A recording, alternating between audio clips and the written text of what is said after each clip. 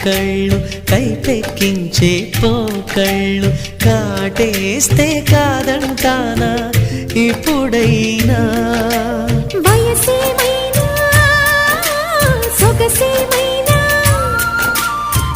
మరపించే మనసేమైనా నవ్వు నవరాత్రి నీ కోసం తీసుకువస్తున్నా మైనా ఏమైనావే మన్మథ మాసం అయినా ఎంతైనా ఇది మెత్తని మోసం